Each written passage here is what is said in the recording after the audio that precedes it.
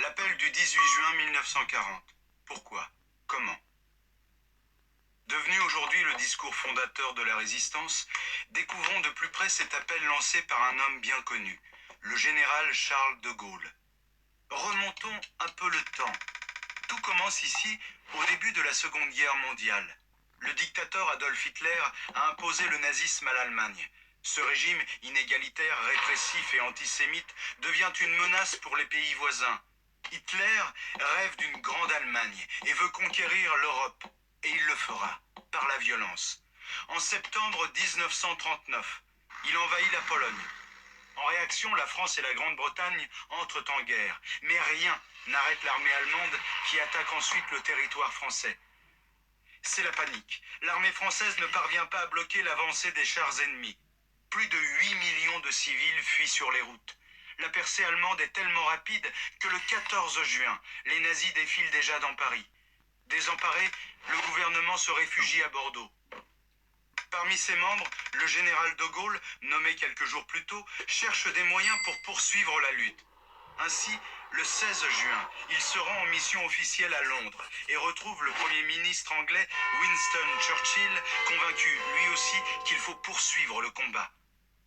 Pendant ce temps, en France, les choses ont bien changé. Le maréchal Philippe Pétain est désormais au pouvoir. Véritable héros de la Première Guerre mondiale, Pétain apparaît comme le sauveur. Mais de retour en France, Charles de Gaulle sait que le vieux maréchal ne veut qu'une seule chose, l'armistice. C'est-à-dire suspendre les combats et se soumettre aux exigences des nazis. De Gaulle refuse ce choix et sans attendre repart pour Londres le 17 juin. Sur place, Churchill l'accueille et le soutient dans sa lutte. De Gaulle agit dès le lendemain. Logé dans un petit appartement au centre de Londres, il rédige son appel. À 18h30, face au micro de la BBC, le général prononce son discours aujourd'hui célèbre. Quoi qu'il arrive, la flamme de la résistance française ne doit pas s'éteindre et ne s'éteindra pas. Son premier appel à la résistance vient d'être lancé. En France, le message est peu entendu, mais il est retranscrit le lendemain dans la presse. Quelques milliers d'hommes y répondent et rejoignent Londres clandestinement durant l'été. La situation est critique. L'armistice a été signé le 22 juin et la France est divisée en différentes zones. En partie occupée par les forces allemandes, elle est pillée de ses ressources.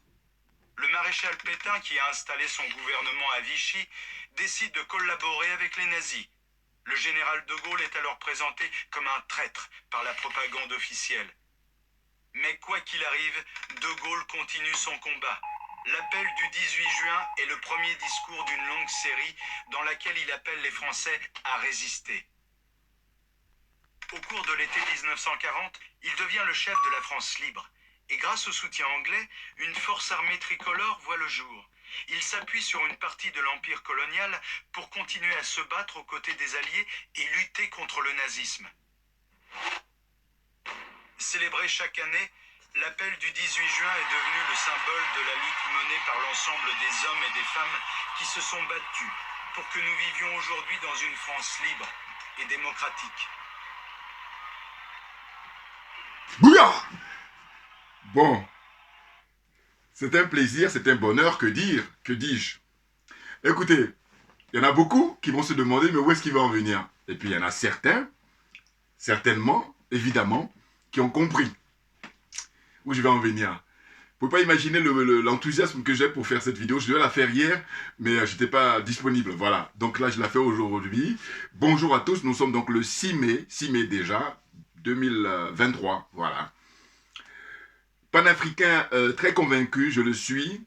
Authentique panafricain, je le suis aussi, ou également. Et je suis accessoirement, mais accessoirement seulement spécialiste de la France. Comprenne qui veut, comprenne qui peut. Écoutez, je vous dis, je fais durer un peu le suspense parce qu'il y en a qui ont tout de suite compris, mais ils ne sont pas nombreux, je suis sûr. Enfin, j'espère qu'ils sont nombreux, mais bon. Moi, je fais le pari plutôt pour dire qu'il y en a quelques-uns qui ont compris où je vais en venir, et puis il y en a d'autres qui se posent, bon, qu'est-ce qu'il veut nous faire? Qu'est-ce qu'il veut nous montrer, là? Bon, mais écoutez, je vais vous dire. Ce sont les colonels au Mali, voilà, toujours. Ah ben non, mais attendez, il faut rendre aux colonels ce qui leur appartient, c'est-à-dire de nous sortir de l'impérialisme, nous sortir du colonialisme et nous sortir de la France-Afrique. Voilà, c'est pour ça que je trouve que moi, ma religion étant la vérité et la justice, vous comprenez bien que c'est une suite logique. Voilà. Très clairement. Donc hier 5, comment dire ça, mai 2023, on a appris par les informations, à travers la communication du colonel Abdoulaye Maïga, voilà, c'est l'un des colonels, le porte-parole du gouvernement, et puis ancien Premier ministre par intérim, au moment où le Premier ministre Choguel Maïga avait eu des problèmes de santé, voilà. Donc il a assuré, et il a fait un discours historique, brillantissime, qui rentre dans les archives des grands hommes, en tout cas les discours qui ont été prononcés à l'ONU, ceux de Haïlé Sélassié, ceux de Patrice Lumumba, les discours prononcés par Thomas Isidore Noël Sankara. Bouya, on est très très bon, là le niveau est très élevé les gars. Et puis là j'ai mis évidemment la tenue pour rendre hommage au Premier ministre, enfin au peuple malien tout naturellement, à tout honneur, tout seigneur, tout honneur ou tout un peuple qui mérite la dignité, le respect, voilà, voilà, je porte ça. C'est pas nouveau, mais là, pour la circonstance, voilà, là, c'est, parce que là, on sort ça en général pour les apparats, donc voilà, c'est vraiment un bonheur. Écoutez, franchement, donc le Premier ministre, enfin le porte-parole, le colonel Abdoulaye Maïga, hier, a fait sa déclaration, le communiqué, pour dire que finalement, le référendum, voilà, ça y est, on y est, parce qu'il y en a qui disent, bon, vas-y, accouche.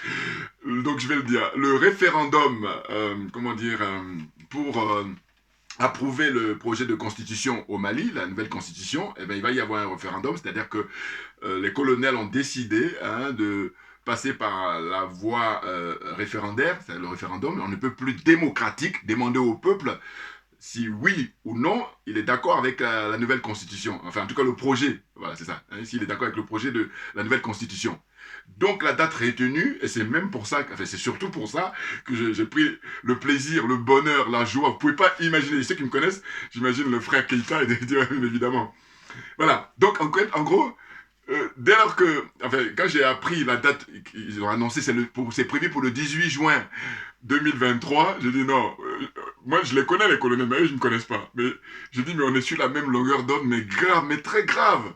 Parce que c'est ça qu'il faut faire. Et là, ils sont brillantissimes.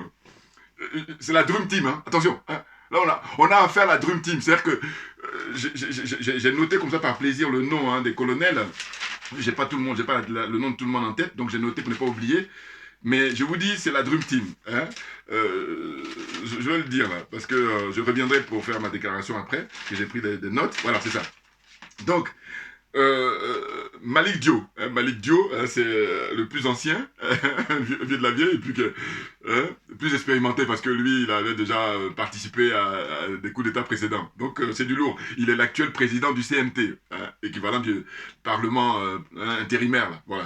Donc, Malick Dio, le colonel. Ismaël Ouagé. Bon, ça c'est mon pote, Ouagé, mais bon, je vais pas te dire là, parce que Keïta m'a donné des précisions aussi, je disais, mais au début, Ouagé, c'était lui qui était le porte-parole. Puis là, tout d'un coup, bon. Bon, là aussi, il faut être initié. Sergio Camara, ça c'est mon pote aussi. Enfin, tous sont mes potes. Mais tous sont mes potes. Voilà. Mais je veux dire par là que j'adore. C'est pour ça que je dis, pour résumer, la Dream Team. Voilà, c'est l'équipe de rêve. L'équipe de rêve, ils sont balèzes. Ah, ils sont très bons. Ils sont très bons. Ah, ils sont excellents. Ah là là là. Mais...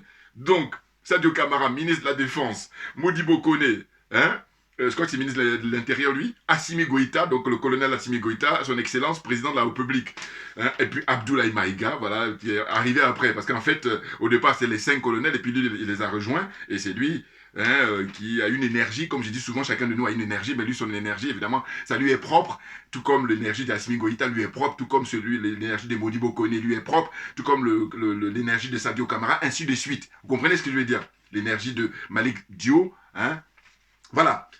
Et puis, je n'oublierai pas, évidemment, tous ceux qui... Parce que c'est un travail d'équipe, tout naturellement. C'est-à-dire qu'il y a des officiers qui conseillent Assimi Goïta, donc je les salue aussi. Je ne les connais pas, mais voilà, je les salue. Tous les gens qui travaillent là pour que le Mali sorte la tête de l'eau, pour que l'Afrique sorte la tête de l'eau. Parce qu'on a la tête sous l'eau depuis des siècles. Vous comprenez? Donc c'est un plaisir, c'est un bonheur. Parce qu'ils ont compris. Ils ont trop compris. Et moi j'adore. Parce que je dis, mais... parce qu'on revient de loin. Hein. Attention. Ils sont des aliénés, ils sont des complexés, des corrompus. Qui dit mieux? Et j'ai dit, arrêtons les jalousies parce qu'on n'a rien gagné dedans. Enfin bon, c'est aussi propre à l'être humain aussi. Bon, quoi. Mais on peut, c'est une question de volonté personnelle. Hein. Puis volonté collective aussi. Si on veut, on peut. Voilà. Simplement, il y en a qui refusent. Bon, là, par contre, quand c'est comme ça, je n'ai pas le temps. Voilà. Bon, voilà. Donc, je dis, je ne veux pas oublier de rendre hommage aussi au Premier ministre Choguel Kokala Maïga, évidemment, hein, qui est un homme politique, un vieux de la vieille. Hein, voilà, c'est ça ce qu'il faut, je vous dis. Parce que la communion des deux, les colonels et puis lui, et puis aussi le ministre des Affaires étrangères, Abdoulaye Diop, la classe. Écoutez, regardez les débats, si vous avez le temps, à l'ONU. Ils giflent les impérialistes là en général, puis les Français les dirigeants français en particulier. On a tout compris, on a tous les éléments, on a toutes les preuves. Hein. Quand je dis on les a pris la main dans le sac, mais là, tous les jours qui passent, les camions là qu'ils arrêtent au Mali, au Burkina. Bon, je ferai une vidéo d'ailleurs sur le Burkina pour rendre hommage aussi au jeune capitaine, comment on appelle ça, Keïta, enfin, excusez-moi, comment il s'appelle le capitaine Ibé là.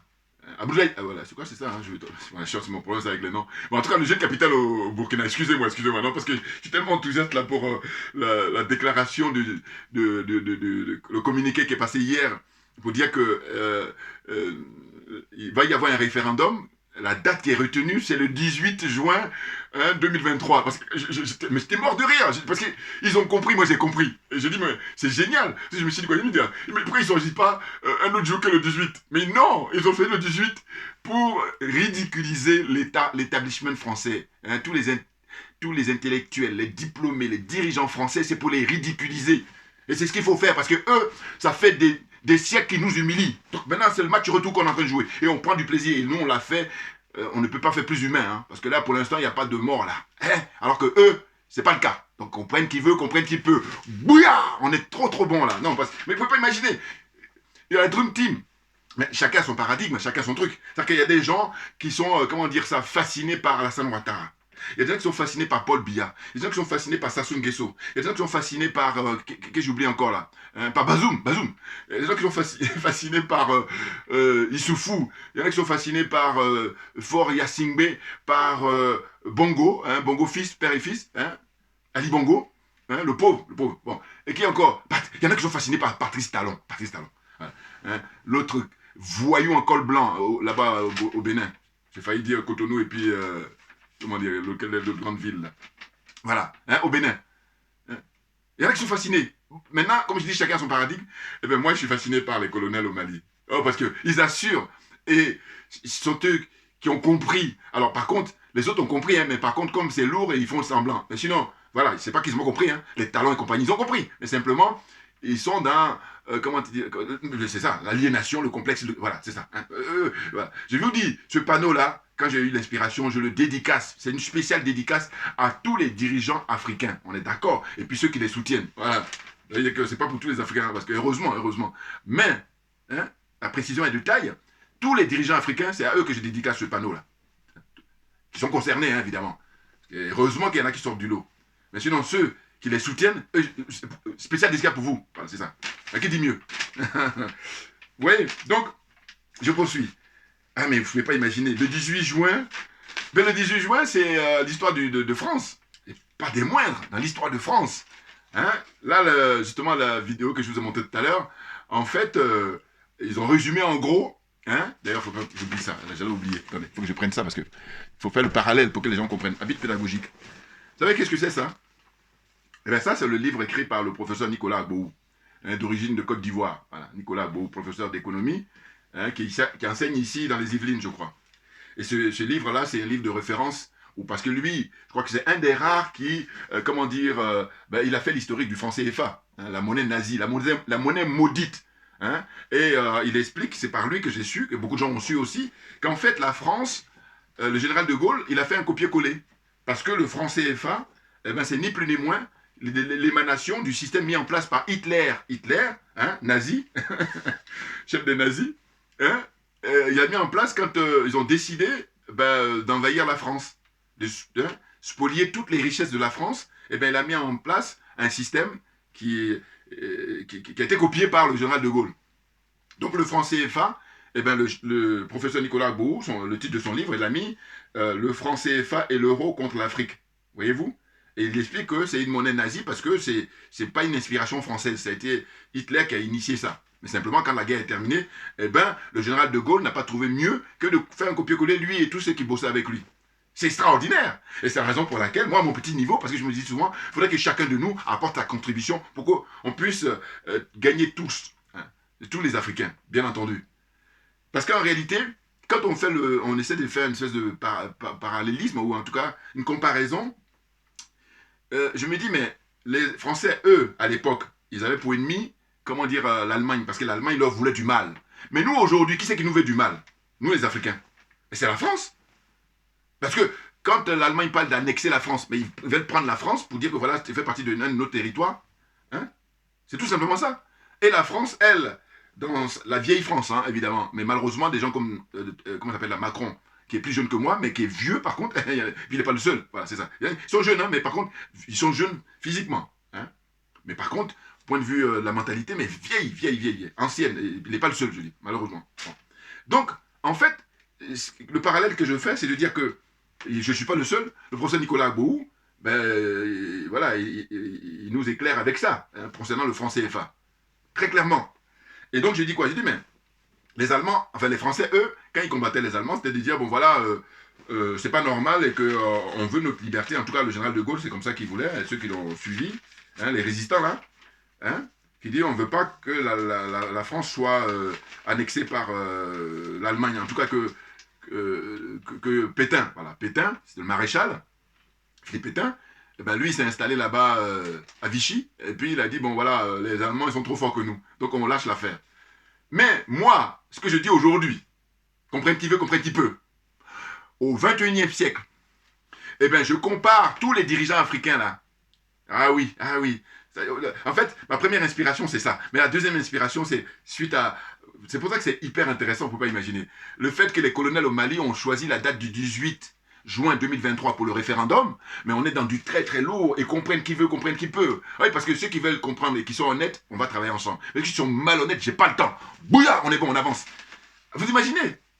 Donc, en gros, c'est dire quoi? C'est dire que, au fond, je vais loin où j'ai dit les dirigeants africains, hein, que j'ai déjà cités, mais je vais citer à quoi à nouveau? Alassane Dramane Ouattara, Macky Sall, Sassou Nguesso, Paul Biya, hein, Patrice Talon, Bazoum, qui j'oublie encore. Il y en a d'autres qui ne sont même pas dans le CFA, mais qui sont quand même concernés aussi. Tu sais qui dit là? Il est concerné. Il n'est pas dans le CFA, mais il est dedans.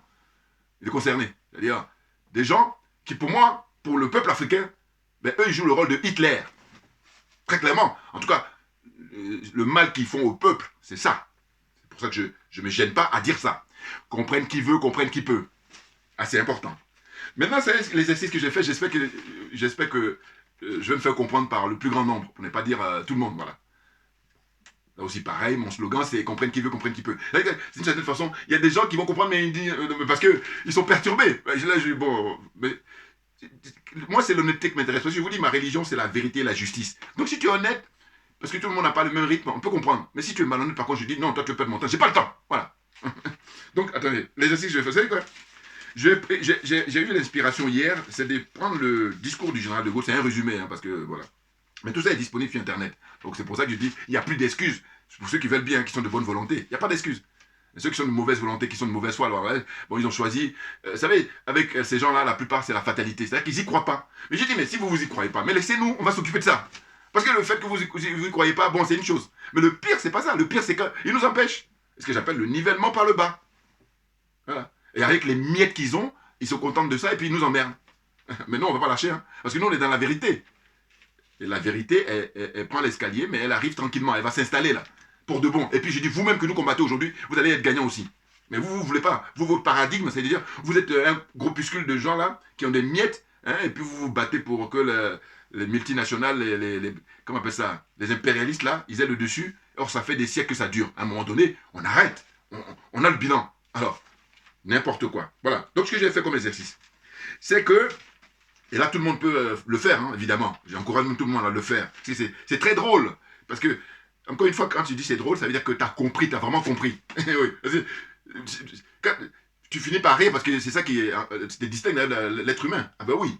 Le fait de pouvoir avoir compris et puis en rire, finalement. Ah, c'est hyper intéressant. Allez, j'y vais. Donc, l'exercice consiste en fait à reprendre le résumé là, du discours du général de Gaulle qu'il a prononcé le 18 juin 1940. Il était réfugié là-bas à Londres. Encore que, moi, vous savez, on a appris qu'à l'époque, le général de Gaulle était réfugié au Cameroun. Là, j'ai dit, bon, si ce n'était pas la question d'aliénation, si ce n'était pas question de corruption, ce n'était pas question de complexe, mais là-bas, le peuple camerounais, ceux qui sont témoins, mais sortez-nous les choses. Ah, mais c'est ça. Et c'est pour ça que je vous parle toujours des moyens. Eh oui, c'est un manque de moyens. Et moi, je dis, quand il s'agit de moi, comme j'aime que le meilleur gagne, je dis, ben, on va vous donner les mêmes moyens, et puis maintenant, allez-y. Or, beaucoup, ils ne font pas ça. Ils vont tout faire pour qu'ils n'aient pas les moyens. Des minables comme ça, non, bon. Les autres sont en train d'avancer. Hein. Moi, c'est ça qui m'intéresse. Je constate que les autres avancent. Je constate, tout le monde constate. Voilà. Mais vous êtes dans l'obscurantisme. Ah là là là là. Enfin bon. donc comprenne qui veut, comprenne qui peut. J'y vais. Le discours du général de Gaulle, ce que j'ai fait, j'ai juste à chaque fois regardé l'exercice que j'ai fait, c'est que quand le général de Gaulle a dit la France, je dis le Mali. Quand il dit les Français, je dis les Maliens. Voilà, donc c'est aussi, tout le monde peut faire ça, voilà. Mais il faut y penser. Ah, bouillard, là on n'est pas encore. Oui, parce que tout le monde peut faire. Effectivement, évidemment. Mais par contre, il faut y penser. Donc, il faut être fair play et reconnaître. Puis on avance. Ah là là là, c'est difficile. Enfin bon.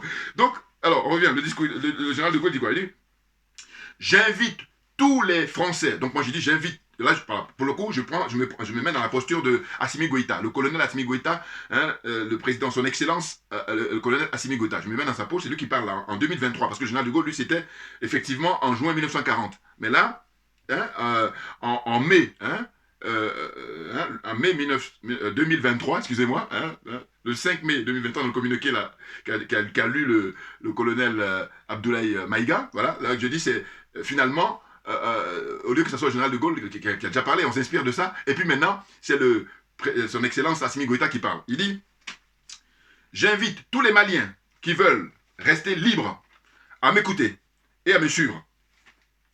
Hein? Donc le colonel Assimi Goïta, président actuellement du Mali, hein, eh ben, il fait un appel à la résistance. Hein, parce que le général de Gaulle, en 1940, c'était l'appel à la résistance, son discours. Donc, je répète, j'invite tous les Maliens qui veulent rester libres à m'écouter et à me suivre. Donc, ce qui est dit dans le discours du général, c'était cet armistice, donc les vendus là, hein, c'est-à-dire Ibeka, bon, paix à son âme, parce que voilà, on respecte les morts, bon, mais en tous les cas, hein, tous ceux qui sont dans les adeptes de la France-Afrique, là, voilà, c'est ça. Les adeptes de la France-Afrique, eux, ils sont pour l'amnistie. Enfin, au sens de baisser leur froc, hein, voilà, ils sont opposés à la résistance. Eux, ils disent, voilà, ils sont plus forts que nous, donc on lâche. Voilà. Donc je m'adresse à eux, c'est eux qui parlent plutôt d'armistice. J'espère que de cet exercice-là, bon, ça me paraît facile, hein, même ceux qui ne comprennent pas, bon. Si vous êtes honnête, je veux bien répéter, et puis, mais si vous êtes malhonnête, j'ai pas le temps.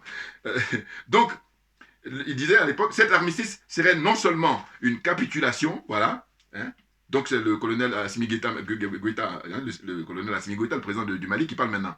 Il dit, il s'adresse aux Maliens, à son peuple, hein, au peuple malien. Hein, il dit, le fait de capituler, hein, c'est grave. Hein. Donc cet armistice serait non seulement une capitulation, mais encore un asservissement. Or, beaucoup de Maliens n'acceptent pas la capitulation, ni la servitude, pour des raisons qui s'appellent l'honneur, le bon sens. Je dis souvent le bon sens, moi. L'intérêt supérieur de la patrie malienne. Je dis l'honneur, car le Mali s'est engagé à ne déposer les armes que d'accord avec ses alliés. En l'occurrence, son allié, c'est la Russie. Il y en a d'autres, mais le plus important, et c'est grâce à lui, donc là où paraît, je ne peux pas m'empêcher, hein, de saluer l'homme providentiel que M. Vladimir Poutine, le président de Russie. Parce que je dis, si M. Latine n'était pas là, vous pensez que tout ce spectacle-là, on va la ramener hein? Dites-moi. Voilà, donc il faut reconnaître. Il ne faut pas faire le malin. Parce que ça m'énerve les frères qui font le malin là, frères et sœurs. Non. Maintenant, évidemment que on va justement se servir de ce qui, tout ce qui s'est passé avec la France, et puis maintenant on va pouvoir avancer. Mais commencez pas à faire le malin en disant oui, on va lui demander. Non. L'heure est grave, donc on va faire les choses par étapes. comprenne qui veut, comprenne qui peut. Non, mais c'est fatigant. Voilà. Il y a un soupçon de malhonnêteté intellectuelle. Là. Donc, je poursuis. Excusez-moi, hein, parce que... voilà, c'est ça. Donc, il dit, beaucoup de Maliens n'acceptent pas la capitulation ni la servitude pour des raisons qui s'appellent l'honneur, le bon sens, l'intérêt supérieur de la patrie.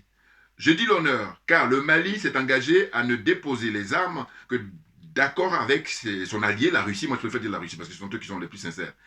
Tant que son allié continue la guerre, son gouvernement n'a pas le droit de se rendre à l'ennemi. Donc le gouvernement malien n'a pas le droit de se rendre à l'ennemi tant que notre allié, la Russie, continue le combat. Voilà ce qu'il dit. Je dis, comprenez l'exercice que je suis en train de faire. La suite. Je dis, là je me prends pour Assimi Goïta là, hein, je dis le bon sens, car il est absurde de considérer la lutte comme perdue.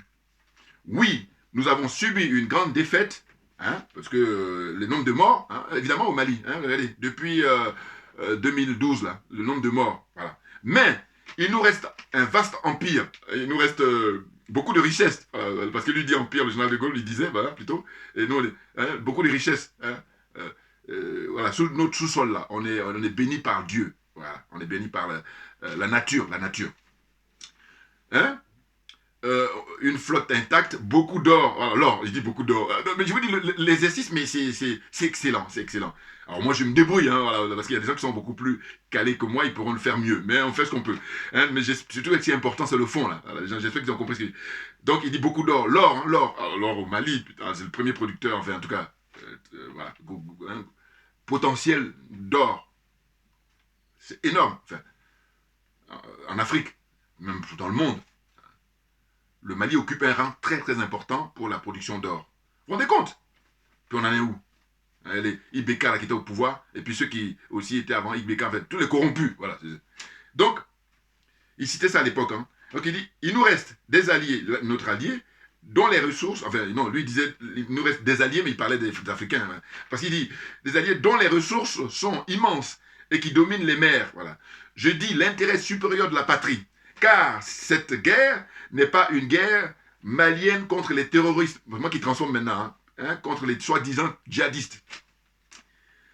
Qu'une bataille puisse décider. Comprenez, hein? Je me débrouille là. Cette guerre est une guerre mondiale. Si les forces de la liberté triomphent finalement de celle de la servitude, quel serait le destin du Mali? Qui se serait soumis à l'ennemi. L'honneur, le bon sens, l'intérêt supérieur de la patrie commandent à tous les Maliens libres de continuer le combat là où ils sont et comme ils pourront. Il est par conséquent nécessaire de grouper, hein, excusez-moi, hein, partout où cela se peut, hein, une force malienne aussi grande que possible. Moi, colonel Assimi Goïta, président de la transition, ici à Kati, hein, dans la banlieue de Bamako, là, camp militaire, il dit, cette tâche nationale, j'invite tous les militaires maliens des armées de terre, de l'air, j'invite les chefs, les soldats, les aviateurs, où qu'ils se trouvent actuellement, à se mettre en rapport avec moi. J'invite tous les Maliens qui veulent rester libres à m'écouter et à me suivre. Point. Vive le Mali, libre, dans l'honneur et l'indépendance. Et vive l'Afrique, tout naturellement. Je ne peux pas s'empêcher de dire ça, naturellement. Vous voyez, bon, cet exercice-là, j'espère que je me fais comprendre là. Hein. C'est-à-dire qu'il y a le discours du général de Gaulle qu'il a prononcé le 18 juin 1940. Vous pouvez il est facile à retrouver sur Internet. Hein, vous y allez, vous allez voir, aussi bien écrit qu'au niveau des vidéos. C'est-à-dire soit Google ou soit YouTube. Vous trouvez facilement, à volonté. Hein, même vous allez vous enlacer parce qu'il y en a plein. Il y en a gogo. Voilà. Donc, j'ai pris donc quelques notes pour cette vidéo, parce que j'ai vraiment pris beaucoup de plaisir à préparer ça. Maintenant, c'est vraiment par manque de temps aussi, hein, pour ne rien vous cacher. J'aimerais bien, parce que j'ai mon boulot et puis j'ai d'autres préoccupations, mais je rêve d'avoir le temps nécessaire pour faire que ça. Et là, je vais vous dire, je pourrais même facilement faire 5-6 vidéos par jour. Enfin, en tout cas, dès qu'il y a un sujet, paf, allez, je planche là-dessus. Par exemple. Et puis, je vous dis, chacun de nous a une énergie. Donc, les frères qui s'y connaissent au niveau de technique, machin et tout, je veux des gens sincères, hein, je veux pas des gens, des camouflés, là, les infiltrés. Comprenne qui veut, comprenne qui peut. Enfin bon. Donc, pour faire lecture, pour avancer, des notes que j'ai prises. Alors, vote du projet d'une nouvelle constitution par référendum prévu initialement, c'était prévu initialement pour le 19 mars 2023. Et je pense que les colonels, ils avaient leur idée, et c'est pour ça que ça a été reporté. Maintenant, c'est prévu pour le 18 juin 2023. C'est une référence absolue au 18 juin 1945, c'est sur mes notes, ça. Hein. La fameuse appel, hein, le fameux appel hein, du général de Gaulle aux patriotes français. Donc là c'est maintenant hein, le référendum prévu au Mali le 18 juin 2023, c'est un appel aux patriotes du Mali, aux patriotes maliens, contre le régime de Vichy. Là, c'était le général de Gaulle. Maintenant, c'est contre hein, la France-Afrique, contre les impérialistes, contre les colonialistes. Voilà, pour l'appel du 18 juin hein, 2023, pour le référendum là-bas au Mali. Hein? C'est excellent. Donc j'ai dit, Assimi Goïta dit que les colonels ont pris le pouvoir. Voilà, c'est quand il a pris le pouvoir, et ce qu'il avait dit. Hein? Il a dit, il fallait choisir entre la stabilité, quand ils ont renversé Ibeka. C'est la révolution au Mali, hein, très clairement. Ceux qui sont de mauvaise foi, ils parlent de coup d'État. Alors que non, c'est la révolution. Le peuple avait déjà commencé à manifester depuis longtemps, et puis maintenant, eux, ils sont venus juste pour éviter qu'il y ait des bains de sang. Voilà. Et donc quand on est honnête, on reconnaît ça. Mais quand on est malhonnête, c'est autre chose. Donc il dit, le colonel Assimi Goïta à l'époque, quand il a pris le pouvoir, il a dit il fallait choisir entre la stabilité du Mali et le chaos. Hein, chaos, c'est H-A-O-S. Hein. Il dit nous avons choisi la stabilité du Mali. Il fallait choisir entre le désordre et la cohésion au sein des forces armées et de défense et de sécurité. Nous avons choisi la cohésion au sein des forces armées et de sécurité, car il s'agit de l'intérêt supérieur de la nation. Là, je reprends ce qu'il a dit hein, à l'époque quand il a pris le pouvoir. Nous n'avons pas d'autres agendas cachés. Bouya! Ça c'est bon ça. Ah oui, c'est ce qu'il disait à Assimi Goïta quand il s'était exprimé au moment où il a pris le pouvoir. Donc, c'était le 19 août 2020, hein, parce que je crois que ça s'est passé comme ça chronologiquement. Le colonel, à la tête, avec ses camarades de lutte, hein, des révolutionnaires, hein, très clairement. Lui, il était un ancien patron des forces spéciales.